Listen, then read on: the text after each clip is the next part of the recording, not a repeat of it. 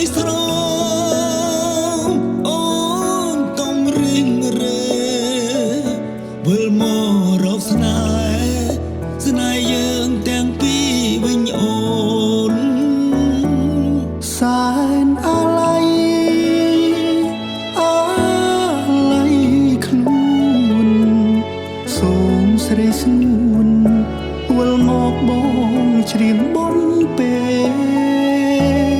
សូមញាស្នាបាយភ័ក្រមកថ្លៃស្រ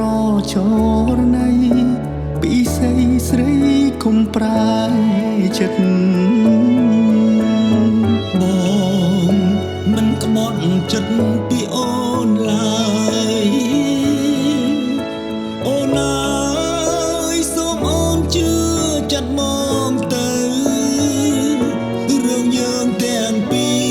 រមិនមែនជារឿងអាស្រូវ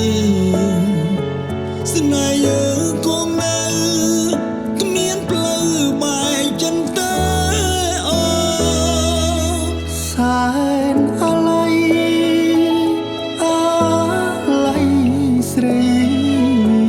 ស្រណោសំដីស្រីថាមិនស្អប់បងទេសែនអាឡ័យគ្មានថ្ងៃញីរេសូមស្រមីមេត្តាសំដីបងផង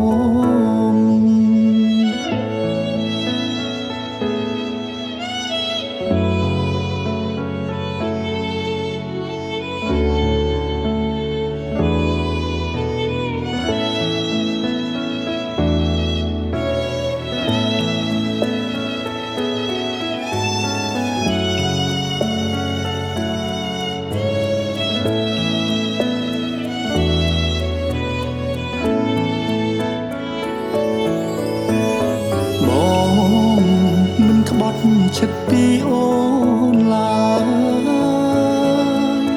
អូនអើយសូមអូនជឿ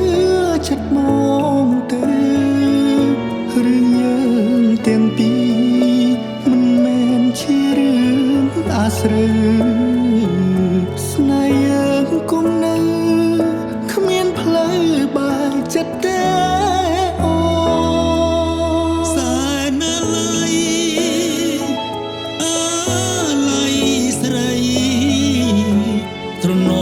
សំដីស្រីថាមិនស្អប់មកទេសែនអាឡ័យគ្មានថ្ងៃងាករេសូមស្រ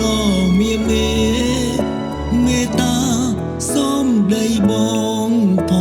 ង